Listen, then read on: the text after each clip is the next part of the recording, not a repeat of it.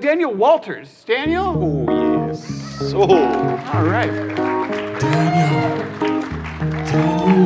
Daniel. Hey, Daniel. How are you? Oh. Okay. Yeah. Do you want to have a seat or? The Lilac City. Yeah. Never really I've lived in this city all my life. Never really understood that name. Yeah. Doesn't smell like flowers to me. Oh, it just smells like flop sweat and marmot droppings and sweet dreams that have curled into the something rotten in the state of Washington. That is actually really apt. That is what it smells like. Wow, that's a heavy description. But I'm not here to deodorize Spokane. Okay. I'm not here to be the popo or the potpourri. I'm not here to fix this city. No. I'm here to chronicle its damnation. There are a million stories in the Lilac City. There's stories of heartbreak and loss. Yeah. 4.6 stories per capita. Wow. Even in this building, Oh. in this mausoleum of unread books, there are 87,000 stories rounded to the nearest Dewey Decimal. Some people love different types of stories. Some people like horror stories or the great works of Bones McGrath. Me, I like my stories the way I like my eggs. Hard-boiled, all mixed up inside, and enough paprika on it that you can taste the devil. Oh. Wow. Vivid. Wow. Dan. Oh my goodness. So I guess, what's Pivot all about? Yeah, what's the deal with that? Oh, you really want to know what Pivot is? You're one of those people that thinks the truth will set you free, that knowledge is power. Oh. One of these people that believes that secrets are just some sort of sandal you can slip on to let you walk on water. Well, Sometimes secrets are more like cement block Birkenstocks that send you plunging into the icy abyss of visions you can't unsee and knowledge you can't unknow. So what's... you want to know Pivot? Yeah. I mean, yeah. So put on your water boots, Tuck. Because we're about to belly flop off the high dive straight into the deep end of truth. Oh my, okay. Well, it sounds Sounds fun. like truth hurts a little bit. Now let me paint you a picture. Okay. February 7th, 7 p.m. The snow falls like the devil's icy tears. Doesn't last long, though. Snowflakes don't stand a chance in the streets of hell. 7 men and women walk in to an abandoned warehouse.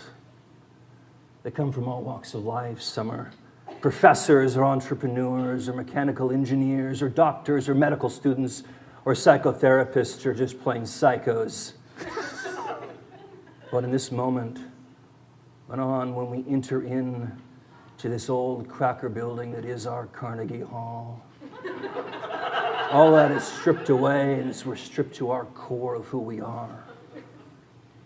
A story.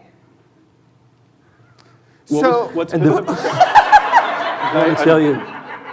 So it's February 7th at the Cracker Building, is what you're trying to say. February 7th at the Cracker Building. Oh, cool. Okay. And the thing is, it's not just about the storytellers, it's about the audience. Because they're a crowd of hungry jackals Yeah. craving just a drop of emotional truth. And Sure. We'll give it to them.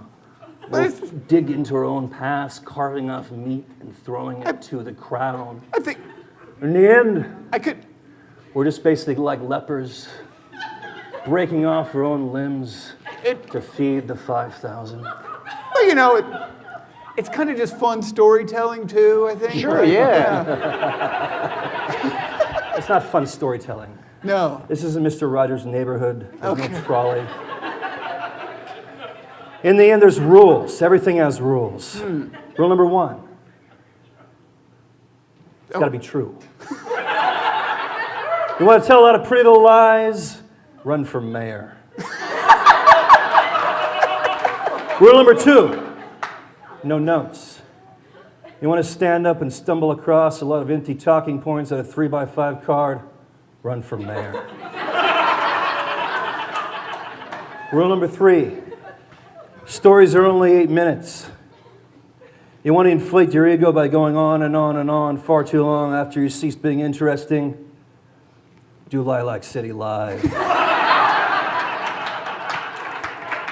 And rule number 4, maybe the most important of all, every storytelling show has to fit the theme. Oh, yeah. And what theme? Well, the theme.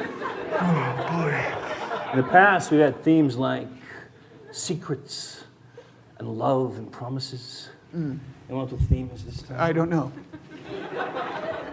Is it behind us? Crossroads. Oh, crossroads. Riddle me this, Tuck. Yeah. 2 roads diverge in a yellow wood. And you're being chased by a bear. Oh. And not one of those fun bears, not the kind with a tutu and little bike who knows all the best discotheques in Brooklyn. We're talking about the kind of bear with 12-inch claws, 12 foot high, that'll tear your chest cavity open like a common picnic basket. Oh, my. So 2 roads diverge in a yellow wood. And all your life, you've been writing long-form essays only to find that the final test is coming down to multiple choice and your number 2 pencil just broke. So 2 roads diverge in a yellow wood. So what time is It's a it? pop quiz, hotshot. Oh, God. What's it going to be? Road less traveled? Road more traveled? I think road more traveled? You and the road more traveled. There might be a Howard Johnson You've at the end chosen of it. the road more traveled. So you run past campers, you run past hikers, you run past all these other people, and the bear is tearing through them like they've angered a bald prophet, just eating limbs, and you're going further and further and further, and you think you're gaining distance, but he's so hungry, he's just eating him further and further and further. You begin to feel the bear's breath, smell the bear's breath. It doesn't smell like Spokane. It smells like huckleberries and salmon and just a whiff of marmalade. And then you break into a clearing and you see it. There's a ranger. He has a bear spray in his holster. He's carrying the kind of gun that can take out a Kodiak with a single shot. And so you turn to him and you whisper, "Save me." And he looks down and he whispers, "No." And you say, "Why?" As the bear begins to latch his jaws in your shoulder. And he shrugs and says, "Government shutdown." So that's the thing, Tuck. All this Valuable time, you think you're at crossroads, you think you're in control of your own destiny. But no matter what, however you turn, no matter how you go, other people are making choices too. And the thing about the crossroads is in the end, there's always the bear. Some people call it different things. In some cultures, it's called the bear. In other cultures, it's called death or the Grim Reaper or time or the Yeti from Ski Free. But in the end, it always gets you. And that's what you're left with.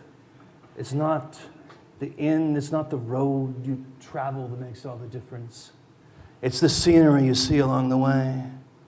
And that's called your story. Wow. It's going to be a fun show. Wow.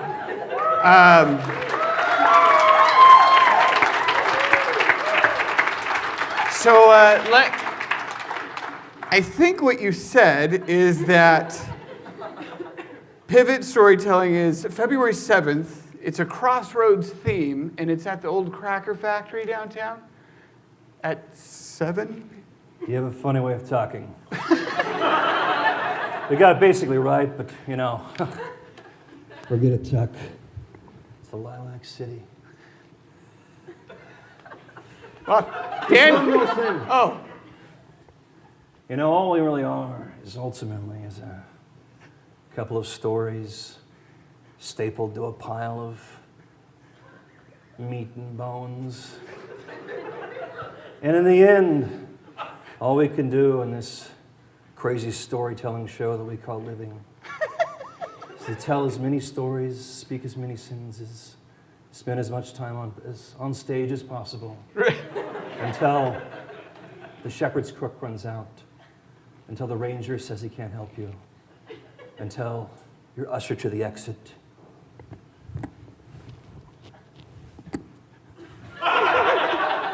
Pursued by bear.